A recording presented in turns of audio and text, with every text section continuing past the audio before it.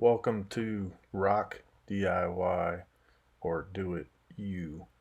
If you do it, then it's all you.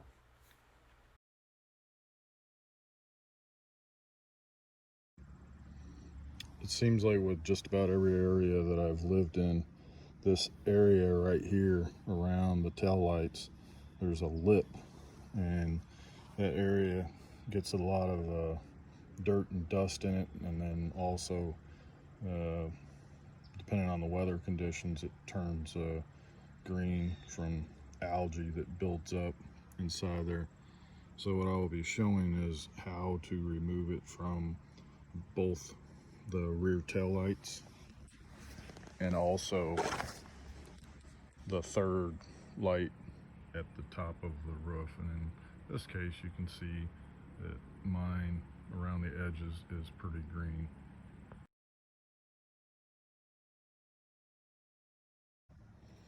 The way to remove the tail lights for my truck specifically is there are two 5/16 bolts that hold it in. So you remove these two bolts. Once you get those bolts removed, then you pull the tail light towards you. And just so you know, these are in there pretty snug before you go to pull them out. There are three cables that need to be removed for the lights in the tail light.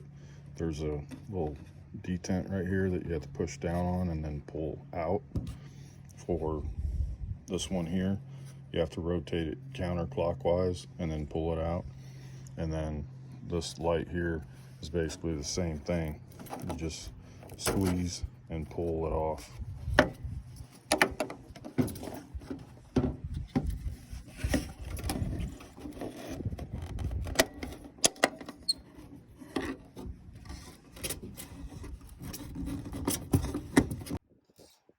Another way to remove the connector, which gives you access to the bowl in case you do need to replace your tail lights, is to rotate it counterclockwise. And then as soon as it's rotated, you can pull the cable and the light bulb out at the same time. When you have the tail light removed, this is what it looks like. Before you start actually cleaning it, I recommend that you cover these holes to prevent debris from getting inside, because it will be nearly impossible to remove.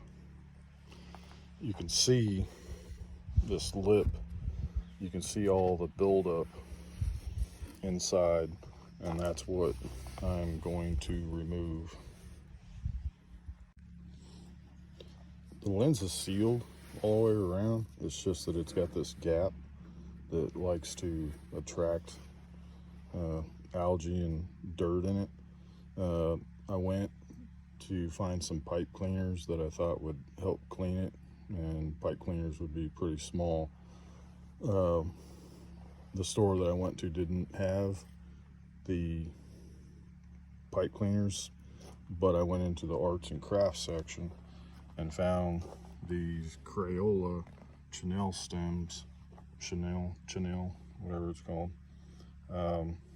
These are bigger, longer, and one thing I recommend is that when you use them, don't use the very tip. Make sure you curl it over, because there is a piece of metal that sticks out the end here that could potentially cause some scratching inside the lens. Once you get these prepped to use to clean this area out, get some warm soapy water, and then basically just work your way around until you clean out all of the debris that's in this groove on the tail lights. This isn't the only method for cleaning the groove out on the tail lights. It is one method, but you could use a long bristled brush, or you could even use a short bristled brush. Just keep in mind that if the brush is too soft, it probably won't get everything out. So you want to make sure your bristles are pretty stiff. I don't recommend dry cleaning the groove out because you will definitely not get everything out. I have my warm soapy water and my pipe cleaner Chanel stem. This is just regular dish soap. Basically just get it wetted up, put it in the groove, and then just work around.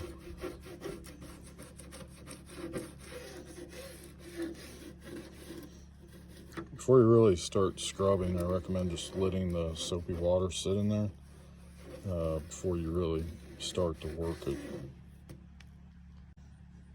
You can see quite a bit comes out just with the initial cleaning.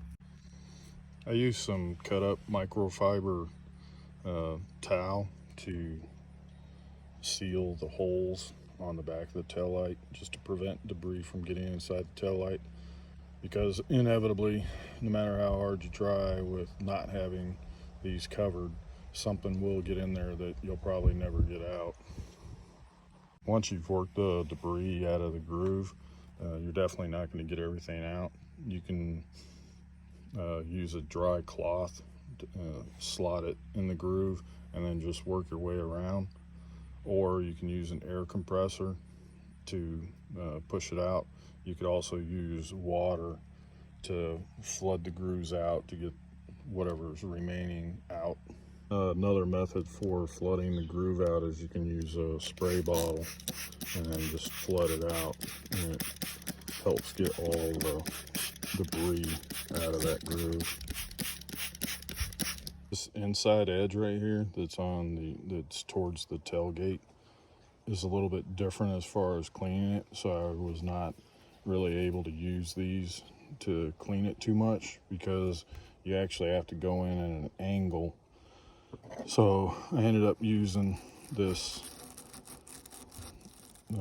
brush with the long bristles on it, and I'm basically holding it at an angle with just some of the bristles in it, and then just work it back and forth. And like I said previously, get it wet, let it sit, and then go back over it with clean soapy water and scrub it back out. The inside edge of the tail light is the most complicated area to clean out. So I started with this Chanel, and because the inside groove has a rib that goes all the way around, it was difficult to clean it out with this. So then I went to this. The bristles aren't long enough to reach all the way in, so I used this brush, which the bristles are pretty stiff, but it didn't quite get everything out. So then I tried this brush, which has even stiffer bristles. Didn't work that much better. The bristles aren't quite long enough as well. But eventually I got to this paintbrush that the bristles aren't that stiff on it, but it was good for getting the areas that were concentrated with dirt. I got the majority of the work done, but once I got done, I held the tail light up to the sunlight, and you can see where there's some areas where there's stuff still in the groove, so I'll continue to work on that. I finished cleaning up the tail light, and it came out really good. I also cleaned the back side since it was dirty. I didn't want to put it back on dirty. And as you can see, along all the edges, it's pretty clear.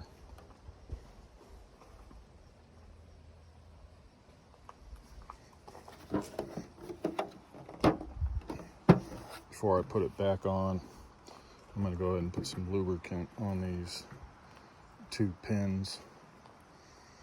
And then, what I thought was going to be these pipe cleaners or Chanels, they're okay.